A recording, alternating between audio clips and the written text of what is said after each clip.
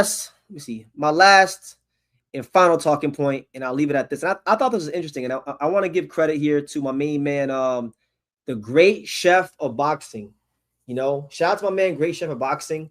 He's actually one of my favorite Twitter accounts to interact with on a regular basis because he's a massive Inoue fan. So generally speaking, I do agree with him. Obviously, we get into a lot of conflict whenever we talk about Inoue at featherweight because obviously I think a certain way about Inoue versus Angel Leo. He thinks is a different way, which is fine.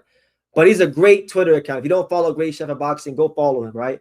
He tweeted something that I thought was very intriguing, and I started thinking about it, and I was like, damn, I could see that happening because he said right here, as you guys can see on the screen, let me make sure I'm on screen share. He said, David Benavidez versus Richard Torrez Jr. is a future super fight. If they fought right now, who wins and how? Which I think is interesting. Y'all can answer that in the comments if you want to, but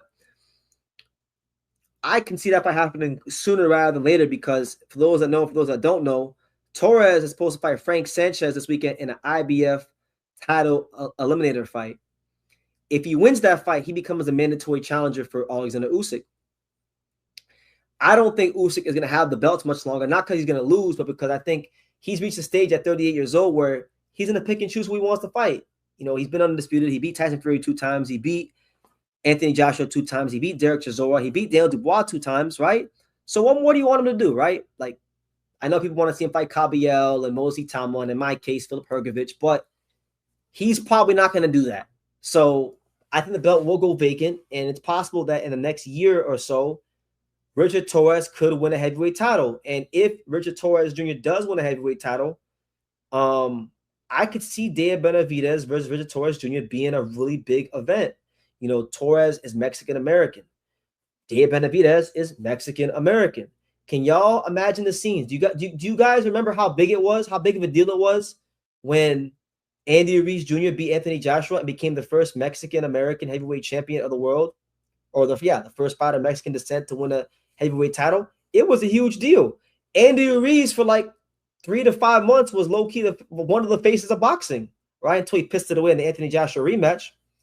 So my thing is, if you get a Mexican-American champion in the driver's seat, we know that the idea has been thrown out there by Turki Al-Sheikh that David Benavidez could move up to heavyweight to fight Usyk, which I don't believe in. But my thing is, if they're already talking about Benavidez versus Usyk heavyweight, why wouldn't they talk about Benavidez versus Richard Torrez heavyweight?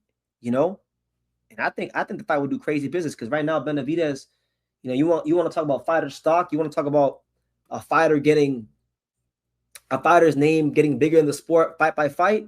I would say the stock on David Benavidez is reaching an all-time high. I've been very honored throughout the years to cover a lot of great fighters live, be at a lot of great fights, witness a lot of great moments.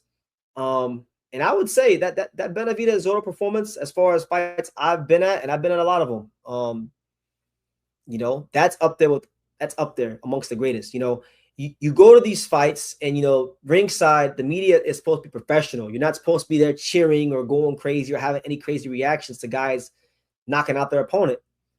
But every now and then, a fighter will put on such a spectacular performance that even people press raw are like, damn, even we got to have a reaction to it because it's just that sensational. You can't believe what your eyes are watching.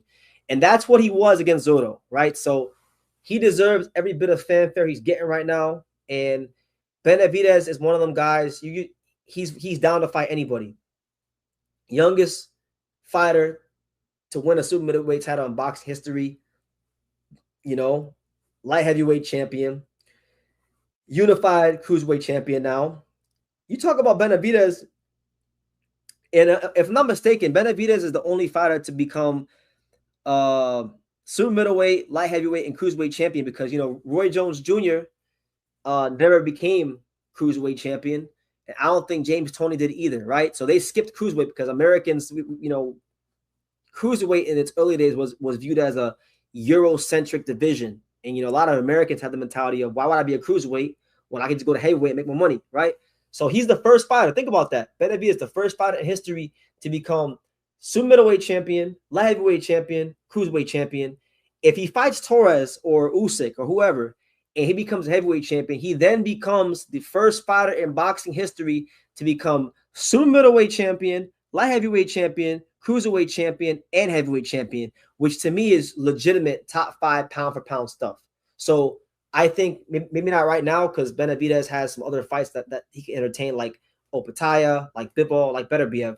But give it a year. Give it 12 to 18 months. If Torrez does what he needs to do and he gets his hands on a belt, the IBF belt, don't be surprised if this is a fight that gets looked into. And I want to give a great chef of boxing all the credit in the world because I never considered that, but he's being a visionary, you know?